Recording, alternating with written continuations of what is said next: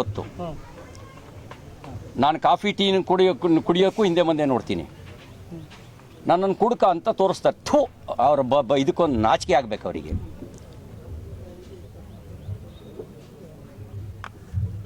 ಯಾವತ್ತಾರು ಕಂಡಿದ್ದೀರಾ?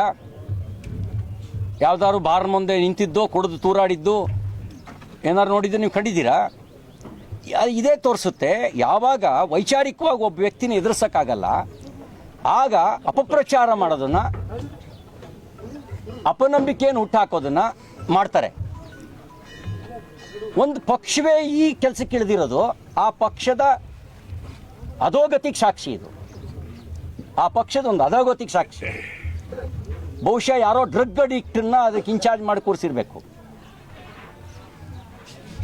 ಯಾವನ ಬುದ್ಧಿ ಇರೋನಾದ್ರೆ ಈ ರೀತಿ ಸುಳ್ಳು ಆರೋಪಗಳ ಮೂಲಕ ಚಾರಿತ್ರ್ಯಹರಣ ಮಾಡಲ್ಲ ಹೇಳಿ. ಯಾವ ಒಂದು ಬೇಡ, ನನಗೆ ನನ್ನ ಆತ್ಮಸಾಕ್ಷಿಗೆ ಅನುಗುಣವಾಗಿ ಬದುಕೋನು, ಆದರೆ ಅವರ ಅಧಿಕೃತ ವೆಬ್ಸೈಟ್ನಲ್ಲಿ ಹಾಕ್ತಾರೆ ಅಂತಂದರೆ ಆ ಪಕ್ಷದ ಅಧೋಗತಿ. ಆ ಪಕ್ಷ